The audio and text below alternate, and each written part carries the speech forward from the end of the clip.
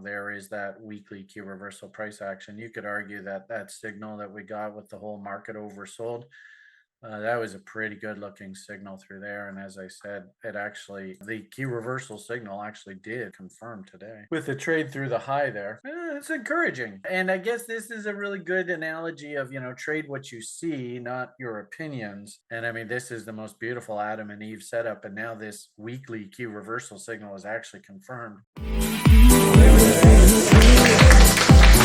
Always a good idea to check in with the breadth indicator.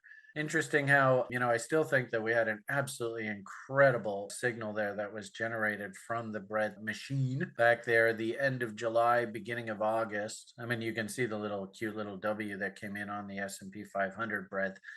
I'm not totally convinced that the US market is really the best place to be shopping for discounted assets. I think actually the US market's still pretty expensive. But you can see even in the short-term basis here back at the end of July, beginning of August, we even had the S&Ps go extremely oversold here on the short term. But more importantly, this is the big selling feature of this breadth indicator. People notice the country funds went egregiously oversold on both the short term and the medium term in conjunction. That was your signal that the international equity markets were washed out and there was going to be some sort of pivot.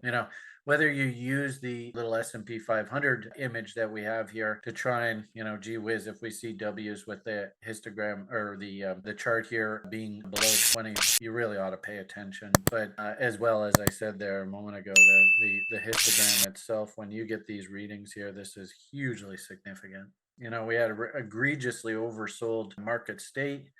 And then all of a sudden you pull up the weekly key reversal signals and everything is spitting out key reversals. And as I had said yesterday in the public broadcast, we actually had a pretty powerful key reversal signal in the Hong Kong market. The thing that jumped out at me when I was talking about this yesterday, which I think is, pretty significant, is the signal actually confirmed today, believe it or not. It took a while for this thing to actually confirm. So you can see it actually confirmed today. Go figure. But anyway, there is that key reversal. Holy moly, what a signal. And then, like I said, whole market gets ridiculously oversold there. And that was through this event right here. So, you could argue reload zones, key reversals, all that kind of stuff. You want to wait for the key reversal signal. It didn't actually come in until today. I suppose if you went back to the daily charts, there is that weekly key reversal price action. You could argue that that signal that we got with the whole market oversold,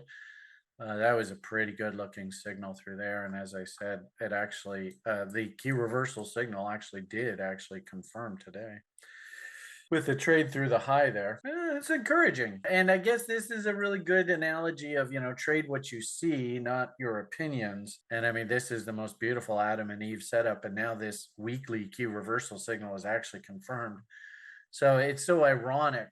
And what I do find fascinating about all this, of course, is that our fundamental sort of ear to the ground, he has a very, very good take on sort of what is growing and what's a good place to be concentrated on in technology. Stewart, of course, was very interested in this Alibaba. And, I spent a lot of time yesterday talking a bit about the Baba trade. We did actually get filled on one of these pullback days of a bull call spread that we have on.